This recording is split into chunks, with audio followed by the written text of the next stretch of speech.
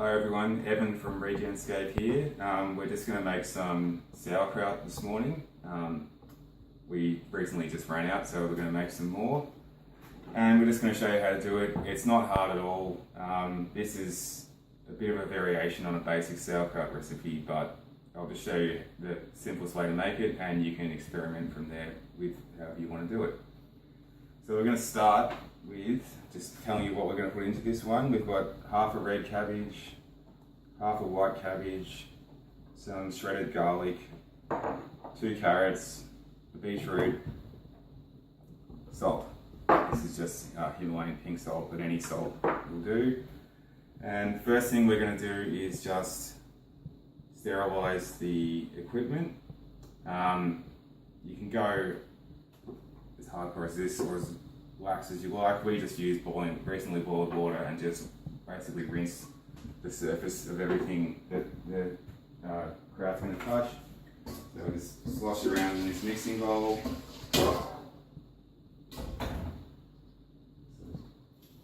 Get it around all the edges. Good enough. And we'll do the crock later.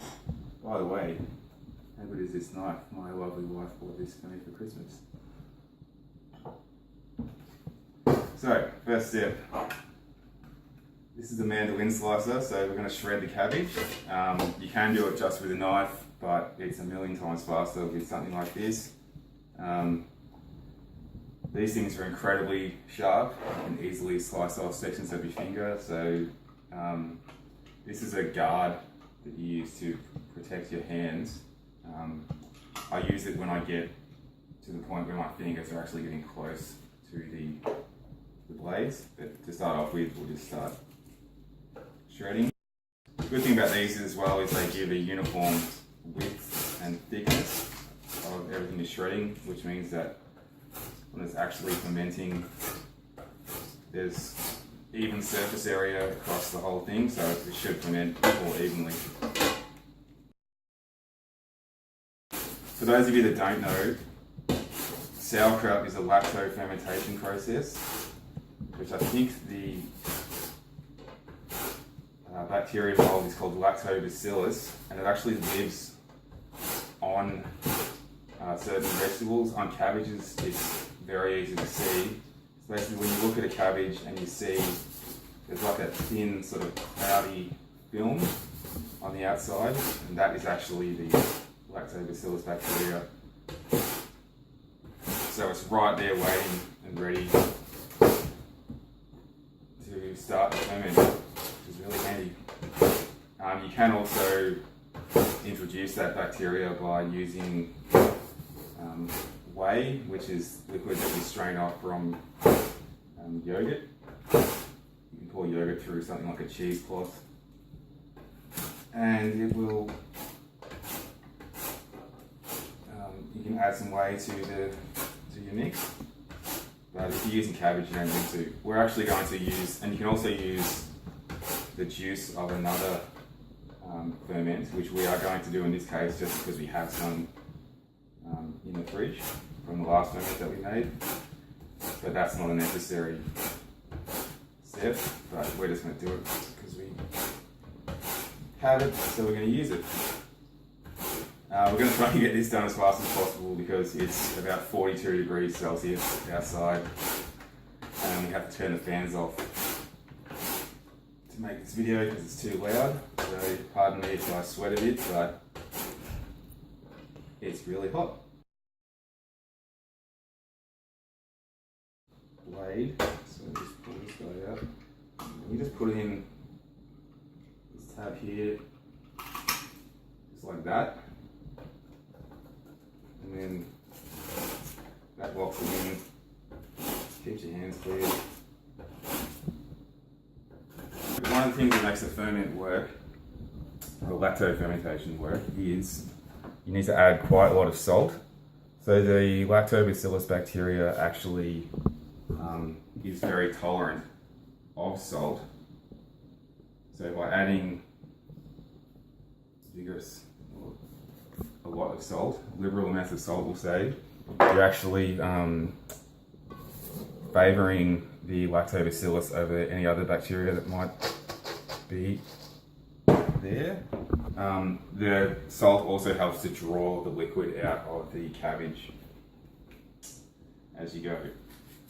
We'll be doing another technique to get all the liquid out in a little bit once we've got everything, but you basically just need to keep adding salt as you go and just layer it through. Just a quick note with this garlic, this is something that you may not be aware of, and it's a good practice to have in your cooking in general. There's a technique for preparing garlic basically. If you can peel your garlic and shred it or cut it, or in this case we run it through a fine microplane. And the idea being that oxidizing garlic actually increases all of the health benefits that are in garlic. You want minimum to let it sit for 15 minutes, and there's actually a peak point at about 2 hours where you're not going to get any more extra benefits out of it. But the good thing is, if you oxidize garlic and let it sit, even if you cook it, it doesn't negate any of the extra health benefits that you put into it. So basically what we do is, anytime we're cooking a meal, you just do the garlic first, and then by the time you've done the rest of the prep, you've given the garlic a nice health boost. It's basically just supercharging the food that you're using. There's a book called Eating on the Wild Side. I can't remember the author, but that's where I got that information from. And she details all kinds of stuff, even like ways of preparing lettuce, so that even the way you store it in the fridge, it increases its the health benefits, the nutrient availability. Okay, so more salt. For those of you that still think salt is bad for you, I just suggest you do your research on that, because refined table salt, sodium chloride, the kind of crap that you buy in the supermarket, that stuff's bad for you. Real unrefined salt is actually essential for good health. This is our veggie stock bag, so just little bits of beetroot, tomato, carrot, celery, stuff like that. Goes in here in the freezer, and whenever we make beef stock or chicken stock, throw some of them in at the end. To be honest, it's probably more for flavour than anything else, because the nutrition you get from the bones is far superior to what you're going to get out of a few vegetables. Okay. So, next step. Well, we'll put the garlic in. You can't just let it sit and let the salt draw the moisture out, but you can also accelerate the process by basically just give the whole thing a big massage or squeeze, more than a massage, but just helps to mix it all up. And you'll see as we go,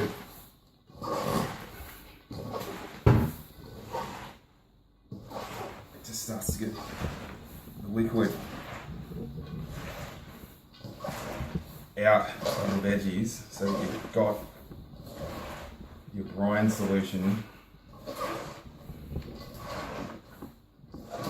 because the way this ferment works is you actually have to have all of the vegetable matter sitting underneath the liquid level, because this is anaerobic fermentation, so no oxygen. So we have weighted down in a container with an airlock under liquid. So as it's going, you need an airlock and not an airtight container, because fermentation releases small amounts of carbon dioxide as it goes. And you have to let that escape, or you're going to blow up your whatever vessel that you are using. In this case, we've got a little crock there that's made for fermenting, but you can also do it with just a jar. You can drill a hole in the lid and stick like the sort of airlocks you use for home brewing into the lid. We've done that too as well. That works totally fine.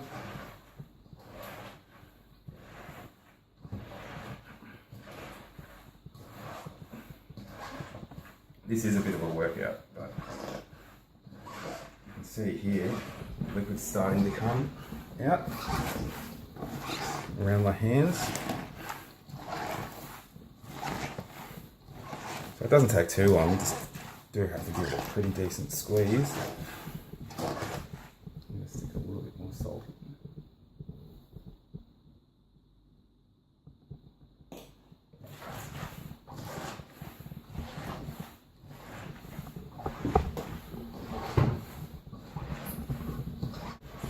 That's starting to look pretty good now. See there, especially the front.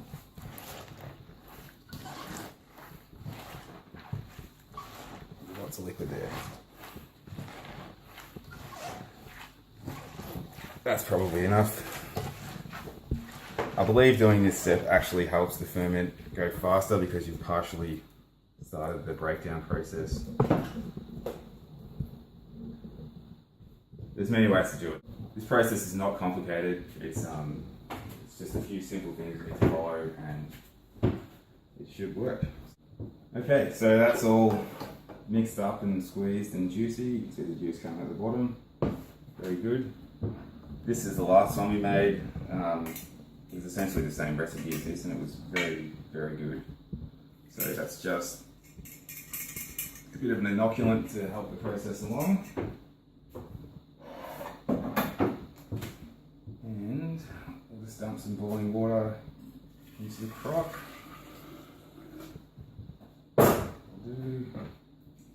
Swish around, splash some on my arm.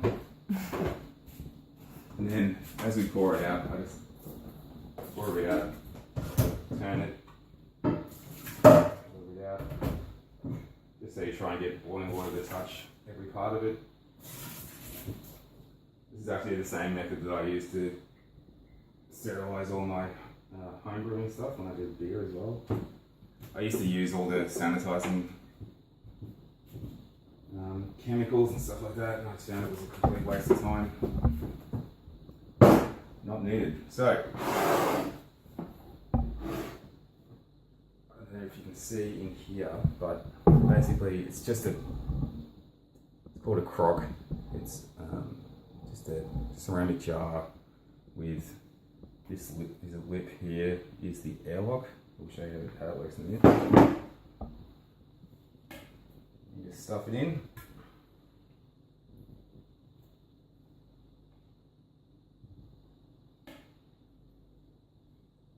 Could do this with a spoon. I like using my hands.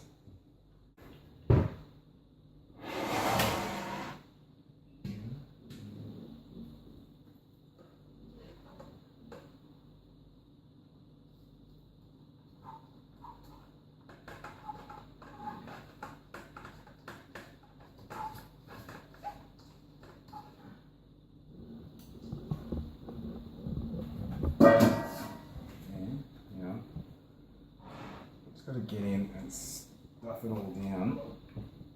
I'm trying to really compact the mixture so that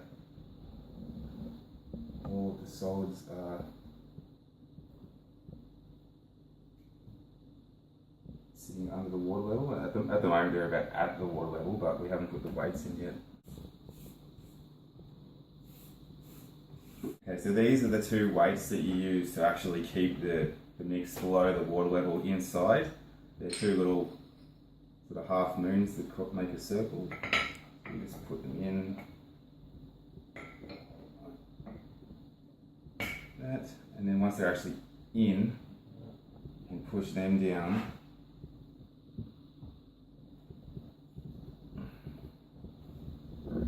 that has nicely gotten everything below the water level now.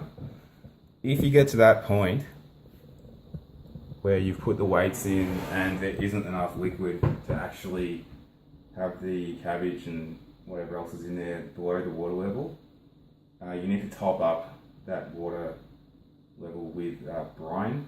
You make brine by getting water and adding salt and heating it and letting it cool down again, basically. Heating it till it's dissolved, let it cool down. So best to do that before you start. In this case, I knew we were going to have enough because we had that extra stuff on hand to actually top it up with. But usually you can get enough from the cabbage to do that. The way you finish it is you put the lid on.